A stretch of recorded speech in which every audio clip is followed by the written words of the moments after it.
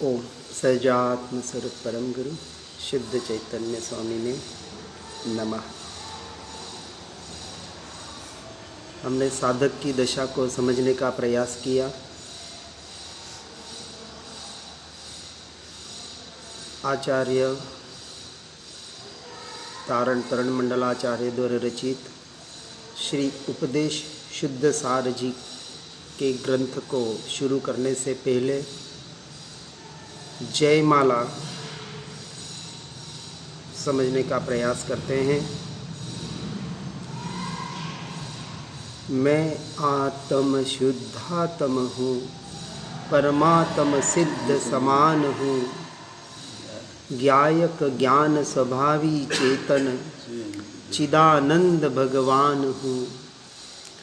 अपना भ्रम अज्ञान ही अब तक बना हुआ संसार है, सिद्ध परम पद पाना ही उपदेश शुद्ध का सार है।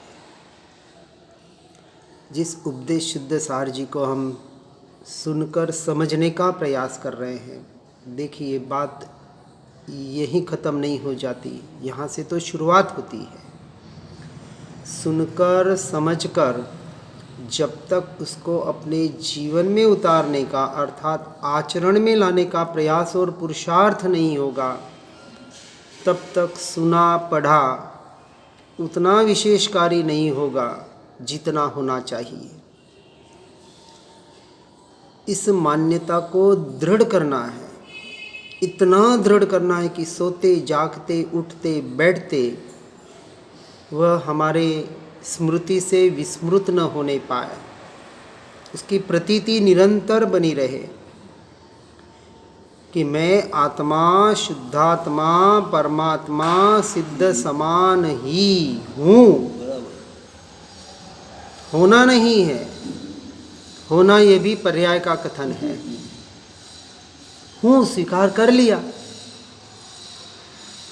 और कैसा हूँ तो कहते हैं ज्ञायक ज्ञान स्वभावी चेतन चिदानंद भगवान हूँ। बना बनाया भगवान, ज्ञायक और ज्ञान स्वभावी चेतन। द्रव्य गुण पर्याय की अपेक्षा से जो समझाने का प्रयास किया जा रहा है, और ज्ञायक अर्थात आत्मा मैं, जो परिपूर्ण अभेद अखंड एक द्रव्य, ऐसा जीव तत्व जिसे ज्ञायक नाम से पुकारा जाता है, और ज्ञान की मुख्यता से आत्मा को ज्ञायक कहा गया है।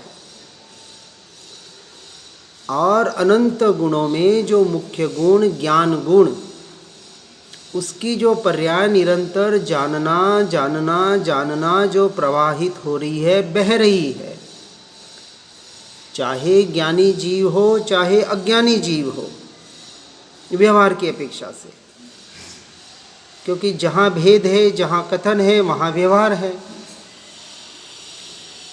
बाकी शुद्ध निश्चय की अपेक्षा से तो हर जीव शुद्ध स्वरूपी शुद्ध स्वभाव ही है। ज्ञानी अज्ञानी ये भेद भी कहीं आत्मा में नहीं है, व्यवहार की अपेक्षा से उसका कथन है। जिसने अपने जानन रूप पर्याय में ज्ञान स्वभाव का स्वीकार किया, अर्थात जिसके ज्ञेय का विषय ज्ञान स्वभाव बना, और जिसके ज्ञेय का विषय निरंतर निरंतर ज्ञान स्वभाव बनता है, ऐसे ज्ञान स्वभाव में जिसे ज्ञायक ही जानने में आता है। स्वपर प्रकाशक स्वरूप कहाँ? ज्ञान पर को भी जान रहा है या पर जानने में आ रहा है, उसी समय ज्ञान में ज्ञायक भी झलक रहा है उसी समय। पर हमारी दृष्टि कहाँ है, इसका चिंतन करना है। दृष्टि परद्रव्य पर भावों में है तो अज्ञान दशा है, वो मोह दशा है, वो राग द्वेष की दशा है। और यदि उसी समय परद्रव्य पर भावों के परिणमन के काल में, उसी समय जब कर्म की धारा बह रही है, मन वचन काया के परिणाम हो रहे हैं, उसी समय यदि हम अपनी दृष्टि ज्ञान स्वभाव के द्वारा ज्ञायक पर करने का प्रयास और पुरुषार्थ करें और यह निर्णय करें कि चिदानंद भगवान आत्मा यही जो जानने में आ रहा है वही मैं हूँ, ये हूँ का स्वीकार और उस हूँ के साथ वो भाव भाषा अपने अस्तित्व का वहाँ स्वीकार हो जाए, ऐसा हाँ समर्पित भाव, पूरा समर्पण अपने स्वभाव के प्रति, स्वरूप के प्रति, ज्ञायक के प्रति। यही एक साधना और यही एक साधक की दशा है। परंतु क्या कहा, अपना भ्रम अज्ञान ही अब तक बना हुआ संसार है। संसार वास्तविक है नहीं। हमारा ये जो भ्रम, हमारी ये भ्रांति, हमारी ये जो अज्ञान दशा, इसी का नाम संसार है। हमने जो परद्रव्यों में, परभावों में मैं मेरापना कर रखा है, एकत्व, ममत्व, कर्तृत्व और भोक्तृत्वपना, कि ये मैं शरीर, ये शरीर से जुड़ा संसार मेरा, और परद्रव्य परभावों का मैं करता हूँ, मैं भोगता हूँ। स्त्री पुत्र परिवार आदि का कर्ता भोक्ता, ये घर बनाया मैंने बनाया, ये पैसा कमाया मैंने कमाया, और ये जो सुख दुख भोग रहा हूँ मैं भोग रहा हूँ। कर्म बांधे मैंने बांधे, अब बांधे तो मुझे भोगना पड़ रहा। ये कर्तृत्व भोक्तृत्वपने की जो बुद्धि, इसी का नाम अज्ञान दशा है। मैं आत्मा, परमात्मा, इन सब से संपूर्णतः भिन्न हूँ, न्यारा हूँ, स्वतंत्र द्रव्य हूँ।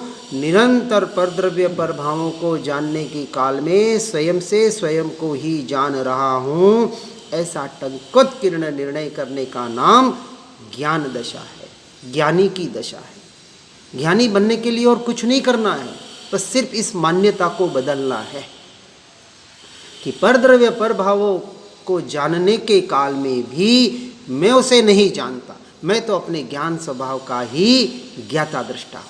बस अपने में आ जाओ। अरे दिन में 5 बार 10 बार चिंतन तो करो, एक विचार तो करो, वही हम नहीं कर पा रहे हैं। अब आगे कह रहे हैं, सद्गुरु तारण तरण के द्वारा वस्तु स्वरूप को जाना है, भेद ज्ञान तत्व निर्णय करके निज स्वरूप पहचाना है। भूल स्वयं को भटक रहा था, अब भ्रमना बेकार है, सिद्ध परम पद पाना ही उपदेश शुद्ध का सार है। देखिए सार बता रहे हैं कि ये श्री उपदेश शुद्ध सार जी ग्रंथ हम पढ़ रहे हैं, तो उसका सार क्या है। यदि समय सार जी को पढ़ा और समय को न जाना, अर्थात अपनी आत्मा का अनुभव नहीं किया, तो समय सार जी नहीं पढ़ा। इसी तरह से यहाँ उपदेश जो बताया जा रहा है, उस उपदेश को, उस शुद्ध उपदेश को अपने जीवन में ग्रहण नहीं किया, तो फिर कहाँ पढ़ा और कहाँ सुना।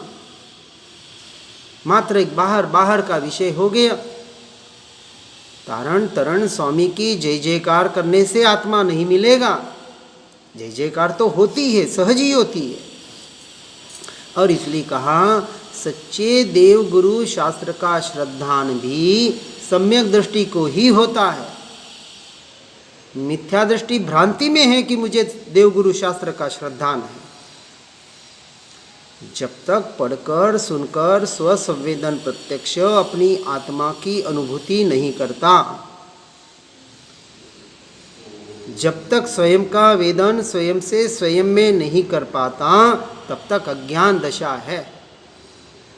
यही कह रहे हैं कि जब तक तारण तरण स्वामी के द्वारा वस्तु स्वरूप को जो जाना है, पहचाना है, समझा है, पढ़कर सुनकर, उसको भेद ज्ञान के द्वारा तत्व निर्णय करके जब तक निज स्वरूप का स्वसंवेदन प्रत्यक्ष यहाँ अनुभव नहीं करते हैं, अर्थात तत्व का निर्णय करने के लिए भेद ज्ञान और भेद विज्ञान के अलावा दूसरा कोई मार्ग नहीं है।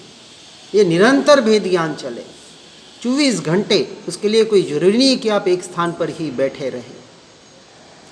चलते फिरते, खाते पीते, उठते बैठते, सोते जागते, ये एक चिंतन चले, एक विचार चले कि ये जो शरीर की क्रिया हो रही है वो क्रिया मैं नहीं, मेरी नहीं, क्योंकि शरीर मैं नहीं तो शरीर की क्रिया मेरी कैसे हुई? सीधा सा हिसाब है। तो जब शरीर में नहीं, शरीर की क्रिया में नहीं, परंतु इस क्रिया को जानने वाला, अनुभव करने वाला जो तत्व है, ऐसा पर को प्रकाशित करने वाला तत्व वो मैं हूँ। ये हुई प्रारंभिक अवस्था। इसका नाम है भेद ज्ञान।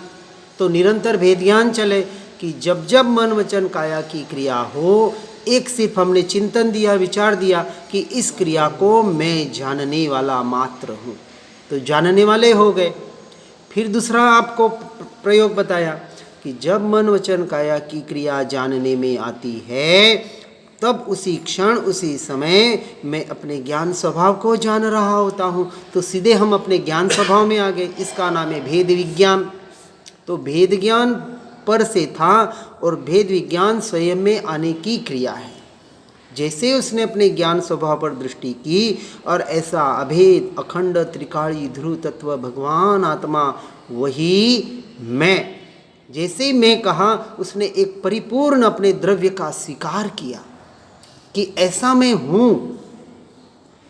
और ऐसे तत्व निर्णय और भेद ज्ञान के द्वारा जब निज स्वरूप की पहचान होना, इसका नाम है कि आपने उपदेश शुद्ध सार जी का समय को सही तरह से समझा है।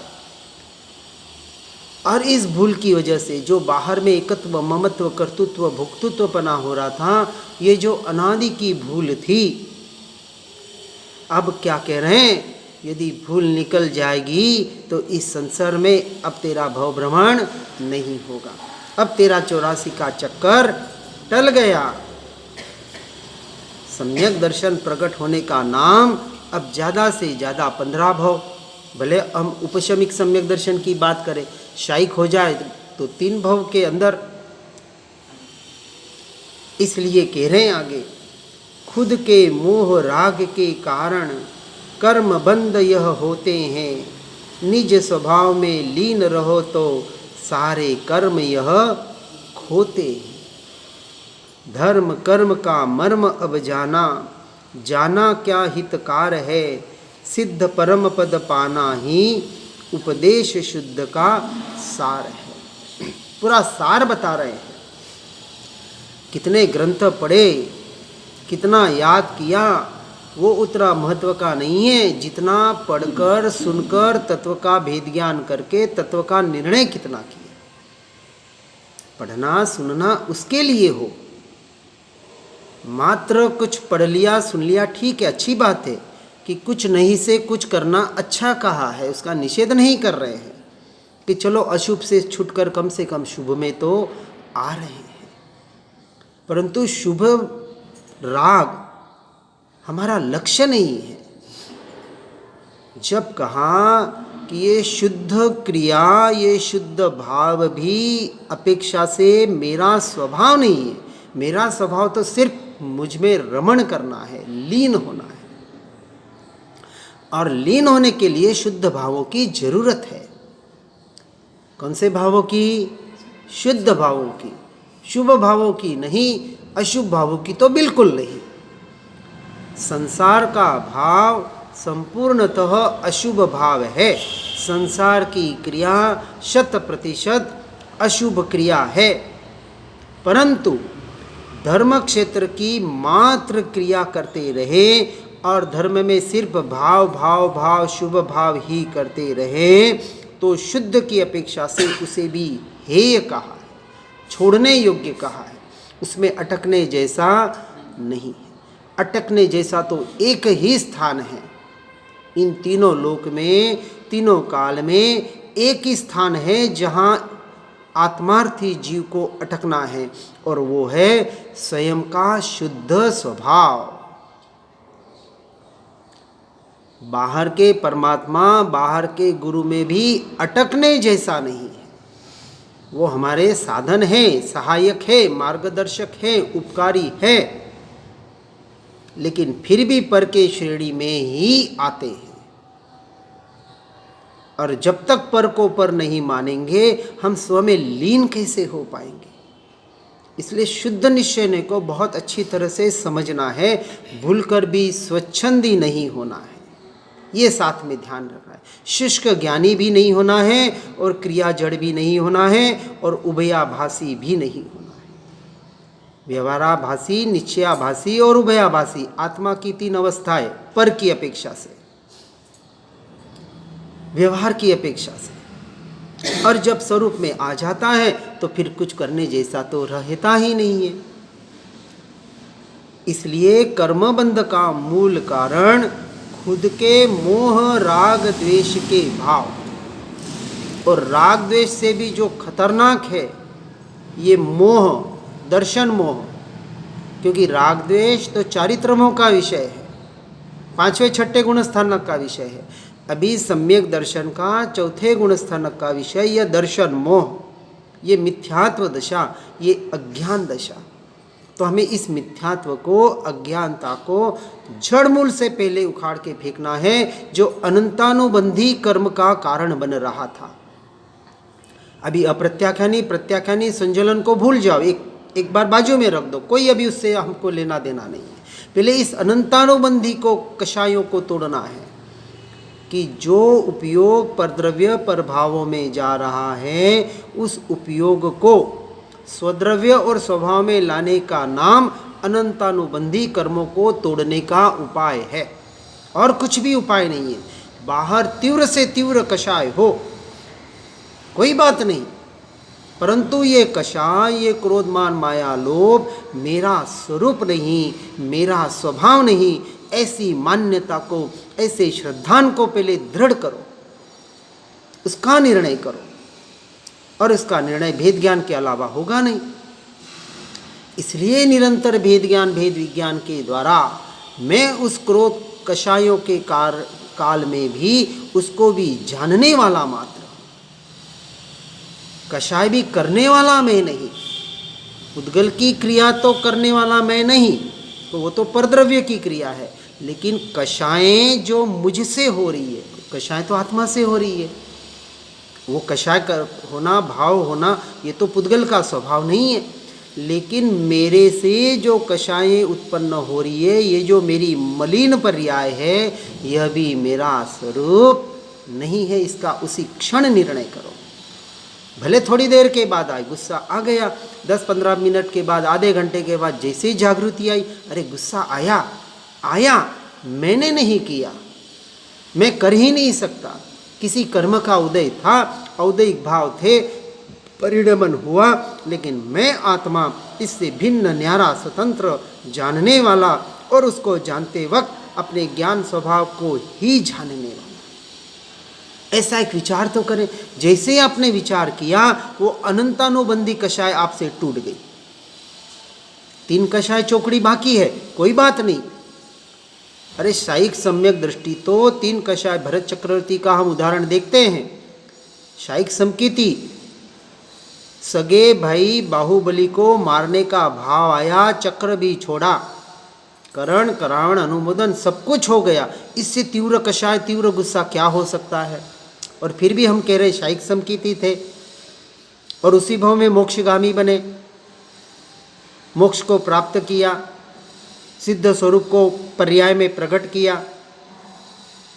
इसलिए सिर्फ सीधी सी बहुत सिंपल और सरल मार्ग है, ये बता दिया, निज स्वभाव में लीन रहो तो सारे कर्म यही होते हैं। मोक्ष के लिए बंध से छूटना है, आश्रयों से बचना है, अर्थात संवर और निर्जरा करनी है। तो उसका उपाय एक ही कि निज स्वभाव में लीन रहने का प्रयास करो। और निज स्वभाव क्या है? मात्र जानना जानना जानना, जो ज्ञान स्वभाव के द्वारा हो रहा है, ये मेरा मुख्य निज स्वभाव है। और जैसे ही ज्ञान स्वभाव के द्वारा, अनंत गुणों के द्वारा, असंख्य प्रदेशों में आकर जो अखंड अभेद अपने ज्ञायक तत्व में लीन होता है, ये सम्यक चारित्र का विषय है। ऐसे निज स्वभाव में जो लीन रहते हैं उनकी अनंत गुणा निर्जनाएं प्रतिक्षण होती है, प्रतिक्षण। और ऐसे धर्म कर्म का मर्म जाना, धर्म का और कर्म का ये जो मर्म, छूटे देहाध्यास तो नहीं करता तू कर्म, नहीं भोगता तू उसका, यही धर्म का मर्म। श्रीमद् रायचंद जी बताते हैं, क्या कहते हैं कि यदि देहाध्यास छूट जाए, देह का अध्यास, देहात्म बुद्धि, अब उसको 3 गुणस्थानक की अपेक्षा से समझना। चौथे गुणस्थानक में मन वचन काया कर्म, कर्म के उदय, ये मेरा स्वरूप नहीं, मेरा स्वभाव नहीं, ऐसा निर्णय, इसका नाम देहाध्यास का छूटना। अभी परिशोपसर्ग सहन नहीं हो पा रहे हैं, अभी वो अपना शरीर का सारा इलाज कर रहा है, क्योंकि चौथे गुण स्थानक में पूरा संसारी जीव है। अविरत सम्यक दृष्टि कहा चौथा गुण स्थानक।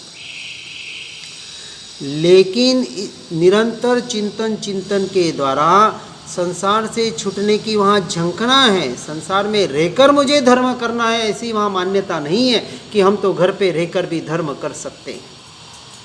कर रहा है मजबूरी के कारण, लेकिन मजबूरी नहीं है तो ऐसा जीव संसार से जल्द छूटकर 11 प्रतिमाओं के द्वारा घर संसार परिवार से सबसे निवृत्ति लेकर एकांत स्थान में जाके सिर्फ और सिर्फ अपनी आत्मा की आराधना करता है।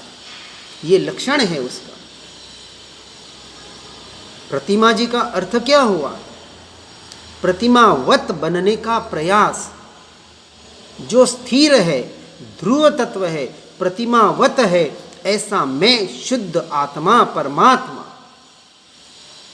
मैं आज दिन तक अपने स्वरूप से, स्वभाव से एक समय के लिए भी चलित हुआ नहीं, हो सकता नहीं, ऐसा मेरा स्वभाव है। ऐसी स्वयं की महिमा है भीतर से, ऐसा मैं सिद्ध स्वरूपी कहते, ऐसे भीतर से आनंद है, आ हा, ऐसा मैं, वो मैं की महिमा, अपने निज परमात्मा की महिमा, ये महिमा आज दिन तक लाने का प्रयास नहीं किया। और जिसे स्वयं की महिमा आ जाती है उसे पर द्रव्य पर भावों की महिमा रहे कैसे?